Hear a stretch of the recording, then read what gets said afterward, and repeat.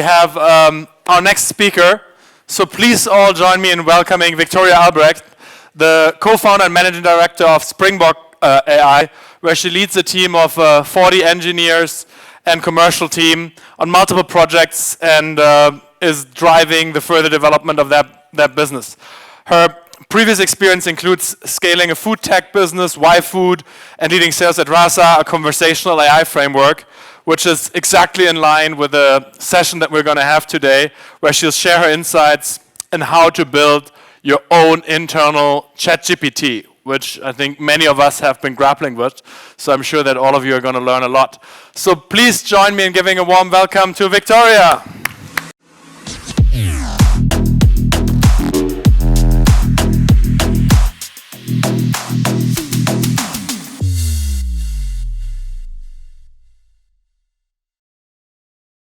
While the tech's being figured out, I'll tell you guys a story about Techsylvania, because this is not my first time speaking at Techsylvania or one of Vlad's events.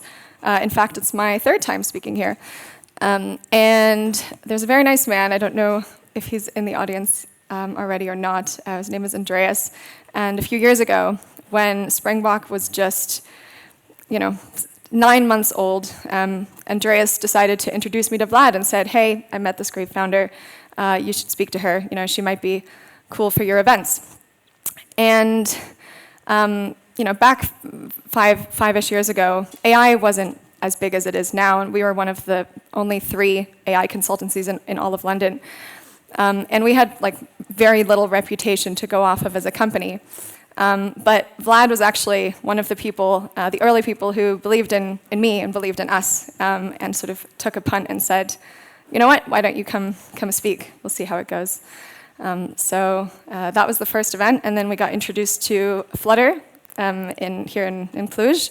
Met the managing director. We had some really nice conversations. He ended up introducing us to Flutter in London, and we ended up working with Flutter for many years.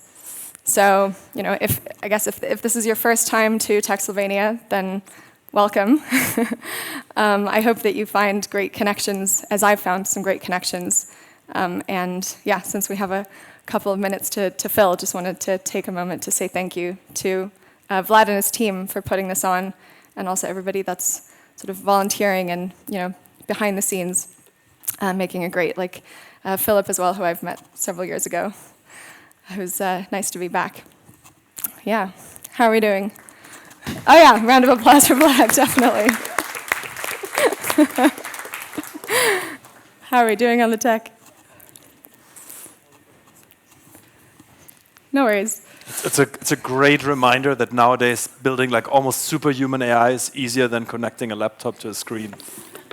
Absolutely, we could have built a whole ChatGPT plugin in the meantime. Yeah, I was traveling in Japan a few weeks ago in March, and I thought it was so incredible. Obviously, we're in our tech bubbles, you guys in Cluj and wherever you've come from. And it hadn't really occurred to me that news had traveled as far as Japan for ChatGPT, but I was sitting in a cooking class, and this cooking teacher, just a local Kyoto guy, asked, "What do you do for work?" And I kept it quite high level, and I said, I work in AI, and he goes, "Oh, ChatGPT." And I was like, "Oh, okay, I guess it's made it here, okay." And then I went really deep into the countryside to a town called Kinosaki Onsen. I don't know, does that ring a bell for anyone in the room? No? Okay, it's really a tiny, tiny, tiny town in Japan. And so I was sitting in the onsen, these little hot springs, next to this lady, and again, similar conversation, what do you do? What brings you here?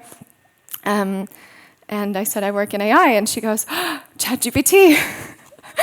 And I just thought, wow, okay, really, this has taken off. News has traveled fast, and I guess the growth spike, the growth curve that you've seen in terms of adoption is not just in our own tech circles, but is really global. So those are some really great little reminders by how far it's actually spread. And I'll maybe just start with my presentation already, and we can dial in a second. And it actually starts with another little anecdote, which is that, well, actually more of an observation. So something that I found really interesting over the past pretty much 2 months specifically has been that when I've gone into meetings with executives and sort of board level to talk about AI strategy and discuss, where they want to take the business, there was very often at least one person in the room who suggested that it might be a good idea to build their own large language model, just an idea that was floated. And while for some companies that's a really understandable avenue to want to take, there's really not very few for whom that actually makes sense and applies. And it was when the executive of one of the world's biggest toy companies, a toy that you've, or a company whose toys you've definitely played with in your childhood, said, we're also considering developing our own LLM, that I thought, okay, this is now beyond just an idea. This has now become a bit of like a buzz theme, if that's a word.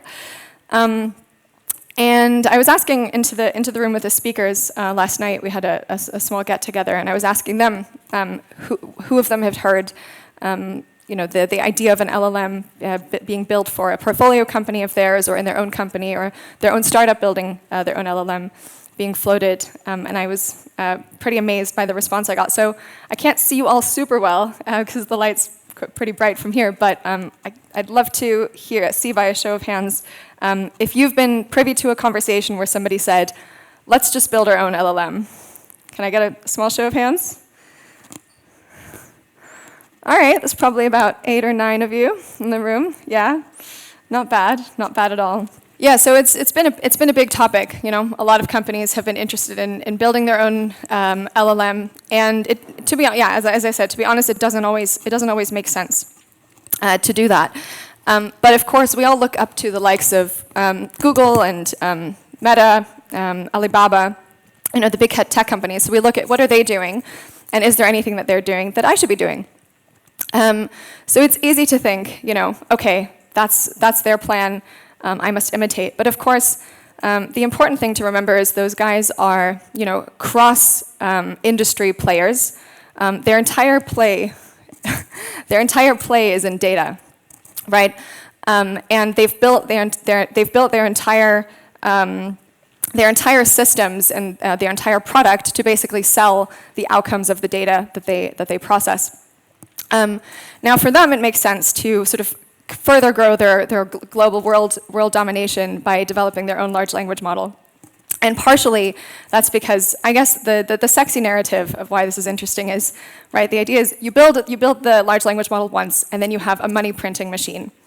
The reality is that OpenAI has been working together with Google in research for probably about 10 years. Just OpenAI alone have spent roughly $2 billion on developing what is now what you're using, ChatGPT. So it's really not. How are we doing? Okay, no. So it's really not the easiest feat to just come in and say, I'm going to come and compete with you here. But what I'm hoping to go through with you guys in my talk today is just really a little bit of a framework for how to think about those conversations that inevitably will be coming up again and again and will be happening more and more about whether building your own LLM is the right approach for you, for your company, for your portfolio company. And if it's not building your own LLM, then what is the alternative solution? One way to start thinking about whether you want your own LLM is, on the one hand, do you want global and world domination? Is that what you want to achieve? But the other big part of it, as I mentioned, is of course the resource aspect of it. Do you have 1 to 2 billion to blow? Do you have a timeline of 2 to 3 years that could set you back because you really want to own and grow that thing? Do you have the expertise in-house? Or are you willing to partner with universities? Are you willing to partner with research institutions? Are you willing to set up your own team internally to run this? And do you have the ability to set up state-of-the-art architecture for a large language model? And I'm sure all of you that are product builders here that have seen architecture models, you know what they look like, quite cute, quite simple, quite straightforward. But the thing that's important to keep in mind is that an actual architecture for a large language model, in OpenAI's case, has 175 billion parameters and 96 layers. That's not something that you just whip up. That's something that you try, you run, you rerun, and you do that over months and months and months, and you don't actually know if the outcome that you're going to get is what you expect. So what I'm saying is that it's a huge risk to try and build your own LLM. The cost is massive, and unless you want world domination or nothing, it's probably not worth going for. So that's on the topic of excuse me, on the topic of building your own LLM.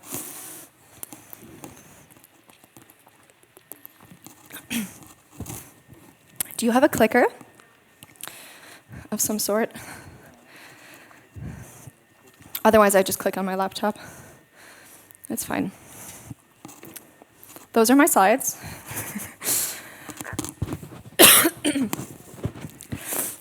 So this is the framework that I'm gonna walk you through, and it'll all make sense towards the end. And here's what we were just talking about regarding world domination. And then we've already talked about what it entails to build your large language model. Yeah, so on the data side, the other thing that I forgot to mention, handy to have slides, right, is that you need to also look for integrating the reinforcement learning from human feedback. And that's actually something that's made ChatGPT really, really impressive. It's not just trained on the data, but it's also trained on all the training and reinforcement learning that's been going on that OpenAI has paid basically some Kenyan labelers for about 6 months to do full time. And they just turn this around in cycles. My slides are gone again, just as a heads up. No? All right. So where we got to is pretty much here, which is that building your own LLM is really only worth it if you're in oil and gas, defense, a financial institution, or an aspiring tech giant. Because the other thing you want to keep in mind is that if your solution, if your large language model has to be on premise and you really have a ton of data to train it on and you want to build your own, then it's also worth a consideration. So the other thing that you might think in your consideration here of whether your company or a portfolio company is cut out for building your own large language model, and you get to the place where you're thinking about, do we have the resources, the expertise, do we have the risk appetite to really build our own here and build it from scratch? And your answer is no. Then there is still the option to fine-tune an LLM, which is what I'm going to go into next. Thank you. Excuse me? Just wondering, would it be possible to have it on there? So sorry. Yeah, great. Thank you. This is probably the most chaotic presentation I've ever done. Thank you for bearing with me. Where were we? All right. So the thing that turns out is that when we actually ask companies, why do you want your own large language model? Something that we really often hear is actually this. We want to get a bespoke ChatGPT for our company that keeps our data secure, that is tailored to our information, and that supercharges our processes and decision making. So basically they're saying we want to take everything that we've learned and then we want to apply it to everything that we're doing in the future, to be smarter, to make better decisions, to be more efficient, right? That's essentially what they're saying. So the question is, should you be fine-tuning instead? So here's why fine-tuning might make sense for you. You're not hungry for world domination. Again, you're obviously still hungry for dominating your space. No one's questioning that. But if you just want to be the biggest, the best healthcare company, for example, health tech company, then you're probably fine. The next question is everything in your company hosted on-premise? And if the answer is yes, your company is super strict with everything being hosted on-premise, and you have super huge data sets available, then probably yes, fine-tuning your own LLM is the way to go. So what does that look like? What is the promised land? So the dream on the marketing brochure is basically this. You skip the hard bit and you fine-tune someone else's work, right? And in practice, if we just look at this diagram, what it would look like is, in the case, if we choose OpenAI's model, you use the pre-trained existing LLM, which is obviously a black box, but you use their hard work. You manually collect the data that you have available. in your company, and you just retrain a small portion of the LLM. That sounds easy enough, right? So what are the supposed benefits or the promised benefits of this? Well, supposedly domain-specific information. You have data security and compliance, of course, if you can then run it on-premise, and improved accuracy and relevance because the idea is that you've trained it on your data, right?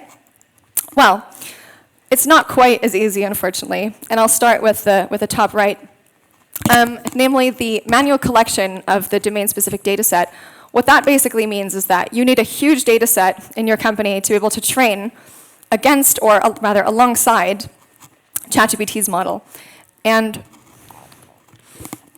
what was really interesting, and I think it was the hearing in Congress with Sam Altman, and he said, you know, even if I wanted to, I couldn't really explain how how ChatGPT works, how exactly the large language model is built, what the weights are, and why it behaves the way it behaves. We're still figuring that out. They feed it a bunch of data, and then they sort of have to see how that changes the outcome. But every time you run it, you're running it, and it takes you about a month, and then you need to see what that does to the outcome. But if we think about the fact that ChatGPT is built on 45 terabytes of data, and you don't have 45 terabytes of data, but maybe only 500 megabytes of data to train it against.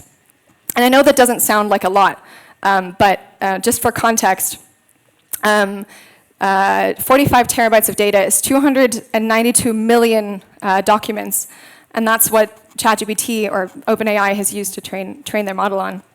So if you're not coming anywhere close to the data set that they have, like you really don't have massive amounts of data, it'll be really hard to make a difference. And even if you're able to bring a huge data set, because this is a black box, it's so hard to control what actually happens. So you're spending a bunch of money, you're retraining and retraining, and you don't know why it does the things that it does, which is not that great of a proposition, right? And yeah, I mean, retraining the LLM costs a ton of money. I think you can probably expect some pretty uncertain technical outcomes and a spend of at least $700,000. Of course, if you do need something hosted on premise, then this is probably still your best option. But if fine-tuning isn't the answer, then, you know, what is the answer? Well, let's go through. Actually, I'm interested. Raise your hand if you're using anything on the cloud. Raise your hand if you're using a hybrid of on-premise and cloud. Okay. I'm going to ask actually another question. Raise your hand if your company does everything on-premise. Right. Okay. So for my first two questions, all of your hands would have or should have gone up, right? Which just means that you are part of the 94% who wouldn't necessarily need to build their own language model unless we have a new Microsoft or a new Apple in the room. So we go down the decision tree. No, we can use cloud-hosted services, and we can use APIs. And the other question is, do you need a high level of control over the model output? Well, we just explored, you know, the fact that if you have a data set and you train it together with, or you try to fine-tune OpenAI's data set, the output isn't necessarily guaranteed, right? So if the answer to that question is yes as well, and you don't necessarily have a huge data set available, but you have maybe hundreds, maybe thousands, maybe tens of thousands of documents that you'd like to train it against, then probably there's another solution. So again, what do most companies want when they say they want an LLM?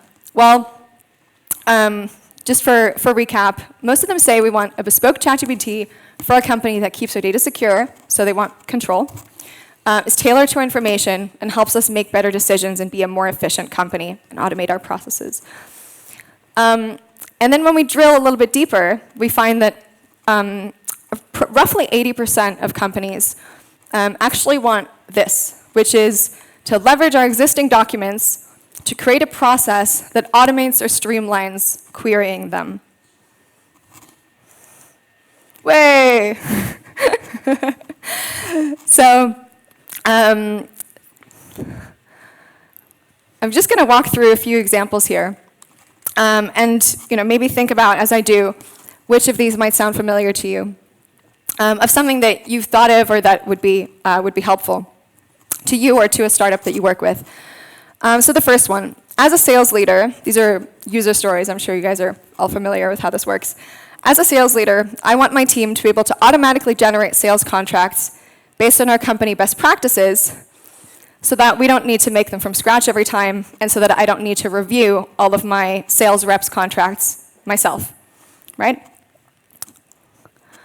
Or as a head of HR, I want our employees to have access to our HR 24/7, to be able to ask any question based on our company policies so that my team is freed up to deal with more complex or interesting HR topics, for example, implementing a 4-day work week.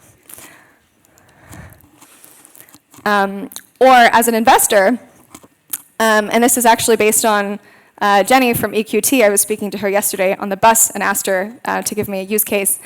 And she was saying, I would love to, as an investor, I would love to be able to query our internal database, startup pitch decks, and our notes about startups so that I don't need to give this to my associate to do manually when we're looking for the types of startups that we've already looked at, the types of trends that are occurring in the industry that we've already observed, and so on and so forth. And you won't be surprised to hear me say that actually none of these use cases, oopsies, require you to use your own large language model or to fine-tune one. So what does that leave us with? Well, the concept is called prompt architecture. So for the 94% of you, prompt architecture will likely be the answer. And I really see, and we at Springbok really see prompt architecture as the future of building scalable LLM-based software with high control, high data security, and low risk. And I'll explain to you what I mean. So here's how this works. And this is really more of a framework than specifically our architecture or anything. So the user inputs text. So for example, in this HR case, how many days of annual leave do I get per year? Next, we have context-based text enhancement. So you have, in this case, 3 types of contextual information that's added further. So the user information would be based on potentially your employee database that tells you, or that tells the system, Jessica's in her probation period, please answer all these questions with this in mind. Then you have the persona instructions. So who is this bot, who is this system, this expert system representing? So here the prompt is something along the lines of, you're an HR expert, you must be helpful, polite, and professional. And then we have contextual information. So the company policy, so this is relying on company internal documents, company handbooks, etc. Maybe your Notion. So company policy is that you're only permitted to 3 days of holiday during your probation period. So those are the contextual inputs in this example. And then the large language model generates a response. That doesn't get sent to the user right away, no. We first have the response accuracy check. So we check it for, you check it for offensive language, factual correctness, tone of voice, response length, semantic similarity, things like that. Just to make sure that it actually reflects, the information that you've already been given it. And then your text is enhanced with a request to amend the factual incorrectness if there was anything that was wrong. And that is then sent as a message to the user. That message to the user is then added to the conversation history, and this is what the diagram looks in its entirety. Now, this is really what I see as, this is a very simplified version, but this is really what I see as the state-of-the-art of the next generation of software that's going to be developed based on large language models with, as an example, ChatGPT as an underlying framework. And what this enables, what this architecture enables, is for you to have full control using a software layer, so you can control exactly what, in the example that we used, ChatGPT, what ChatGPT does. It provides accuracy, so you can directly provide the information that ChatGPT uses, right? You can upload your own documents, and you know that it's only giving you information based on the information that you have provided it. It's not going to somewhere on the internet that you don't know, but it's from a trusted source, which is your data. That's the important bit. And the steerability, so you can give it very clear instructions for the type of persona it's supposed to adopt, the tone of voice. You can make that different based on different users. There's like a lot of control that you have. And of course, depending on how you're building with it, you can make that solution on-premise, or you can make that solution hosted in the cloud, right? That flexibility still very much exists. The one thing that you do need to do, of course, here is work with the API. So in this case, the ChatGPT, or the GPT-4, currently 3.5 and soon 4, ChatGPT 4 API. So yeah, that's what you'll be able to do with that type of architecture. And so when we have the customer saying, we want a bespoke ChatGPT for the company that does these things, and we turn it into, or we then get to the point where they realize that actually what they want is to turn and leverage their existing documents to be able to query them for any topic that they're specifically interested in. And like theme-specific channels is the way that we kind of think about that.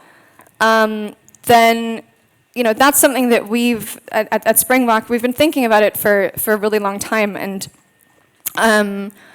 we've actually been in the large language model space for, we started Springbok in 2017, and we started working with large language models about 3.5 years ago. And through just a ton of customer interviews, a ton of customer interactions, we found that this just is what comes up again and again. But this is not unique to the way that we're thinking about product. This is the way that products in general will be developing. So I hope that the framework here that I provided is maybe a little bit of a glimpse into the future of what that might look like for your guys' software development as well. And so what we've done recently, we've launched this with a few clients now, is actually set this up into an enterprise platform that our clients can use. So the idea is that you just need to be uploading your documents, and you can start querying it, and you have a sort of all the enterprise suite features that you would like.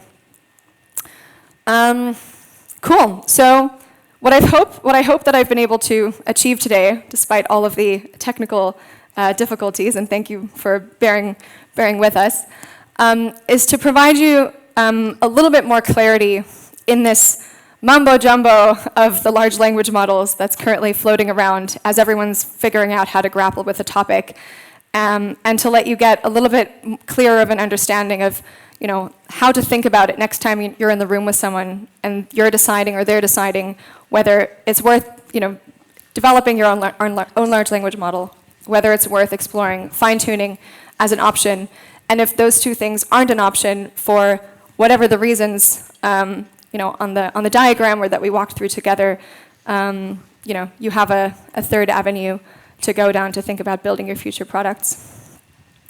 So yeah, I guess my question to you is how you will use large language models to transform your business.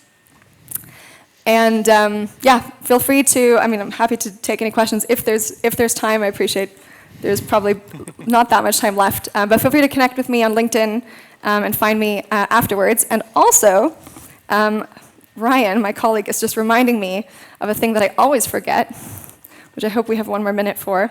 That's, thank you, which is to take a photo with you guys in the background. You cool with that? Awesome. Okay.